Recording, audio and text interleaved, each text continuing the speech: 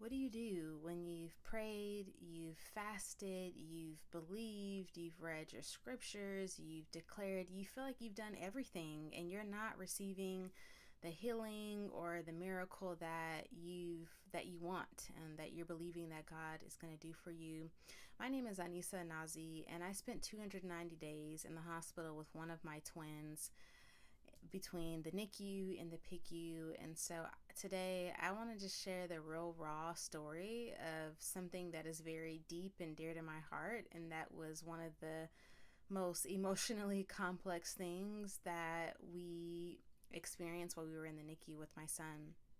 And so I'm not here to have a theological conversation or to debate healing or any of that, or even to discourage you from believing for your healing or your miracle. I will say, when we were in the hospital with our son, we received many miracles, many amazing, miraculous things happened. But one of the things that we really wanted was we wanted my son's kidneys to be supernaturally healed. And so when my son was born, he was not urinating. And we just thought, okay, I had twin to twin transfusion syndrome. And so the lack of the fluid in his amniotic sac is the reason why he's not urinating. But it's just a matter of time. Eventually they'll turn on. And so that was our thinking. He eventually ended up getting on dialysis, and we just thought every single day, hey, his kidneys are going to turn on any day. It's all going to turn around. And so weeks went by, months went by, and you know what? His kidneys never turned on. But I will say this: the whole time that my son was on dialysis, we were believing that he would have a supernatural healing. And so we knew that getting a kidney transplant wasn't the worst thing in the world. Many people, that's what they're believing for, right? They're believing that they'll have the greatest kidney transplant, or believing that they'll even be healthy enough to have a transplant. And so for us, in our mind, we felt like God's best is that our son not have a kidney transplant, but that he be supernaturally healed. And so we knew if he wasn't supernaturally healed, it meant a transplant, and the transplant meant a lifetime of medication, and it meant a lifetime of still being in the medical community. And so I want to take a few steps back and level set, because I'm a person who we had our daughter at home. She was born naturally, unmedicated, and it was a really beautiful experience. And so I've always been very much of a natural path person. I'm not one to want to run to the doctor. I like doing natural remedies. And so, of course, naturally, I wanted my son to be healed. I didn't want to agree to have a lifetime of medical issues. And so ultimately, we went on this really long journey of dialysis with our son. Of course, eventually he got discharged from the hospital and came home. And, all through this time, like I said, we were believing that at any moment, we'd look and his labs would be different and there would be a change. And so when my son was 3 years old, before he was going to turn 4 years old, we got to the point where we had to understand that, okay, you know, sometimes healing and miracles don't always happen the way that you think they should happen or the way that you want them to happen.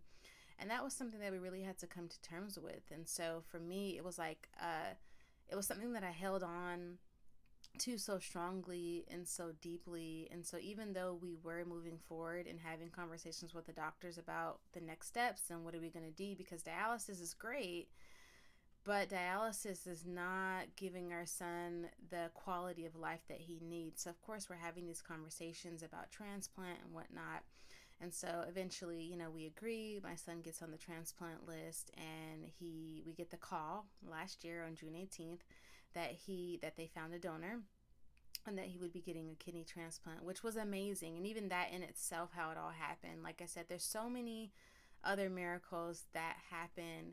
But the heart of what I want to share is, and I believe I'm not the only one, who you've had a situation where you're believing for something and you want it to happen exactly as you're believing for it, and anything else is just a big disappointment. And so for us, we held so tightly to the fact that, man, like, we want our son to be supernaturally healed, and we're like, there's no way, like, we could not imagine a life where we have to continue this lifelong medical journey with our son. So we couldn't imagine that this would be our lives, of being tied to the medical community for the rest of our son's life.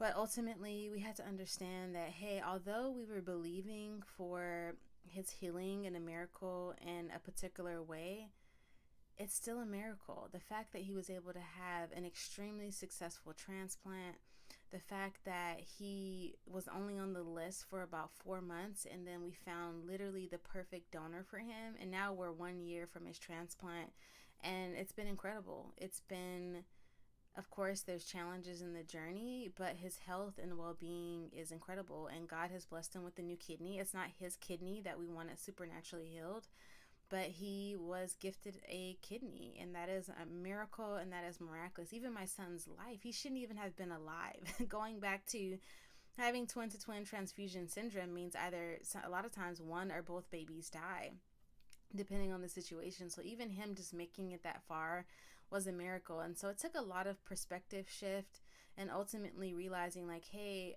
God may want to get glory for our lives and my son's life in a different way.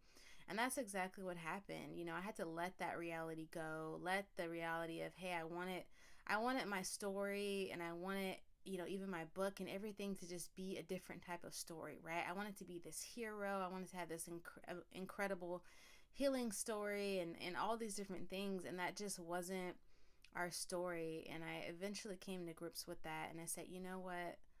I have to understand that God wants to use us in the medical community. There's something else that he wants to do with our lives. And it's not the vision that I had, but it's still beautiful. It's still incredible. And it's still so, so powerful. I want to say this, even when healing, even when our miracle doesn't look like how we expected it to, it doesn't mean that God is not faithful. It doesn't mean that maybe we weren't believing right, or we didn't have the right faith, or whatever it may be. But God is still faithful, even when things look different, even when there's a variation of what we wanted. He's still faithful, and there's still so much good. There's still so many ways that he wants to use our lives and our story for his glory. So I hope that that's encouraging. I know for me, there's so much more that I can share from this. And let me know if you have any more questions, or if there's something else that you want me to touch on related to this, because obviously this was almost 4 years of our lives being in this back and forth battle of believing for something, and then it happening a slightly different way. So feel free to ask me questions, and I can create another video talking more about a specific area. But I hope this is encouraging to you. If you are believing for something right now, if you're feeling like what you're believing for isn't happening how you want it to happen, or maybe it hasn't happened, and maybe you took a different route, or maybe you had to have the surgery, but I just want to share that God, he's still faithful, he's still good, and he's still going to get glory from your life. It doesn't have to be the supernatural healing story that gives God glory. He can get glory from any part of our lives, and I'm evidence of that. I'm called to be in the medical community. I'm called to encourage NICU and medical moms, people who are going through really challenging situations. So I will see you in the next video. Please subscribe if you haven't already done so. I would love to continue to support you on your journey, and to talk about more things that are relevant and valuable to you.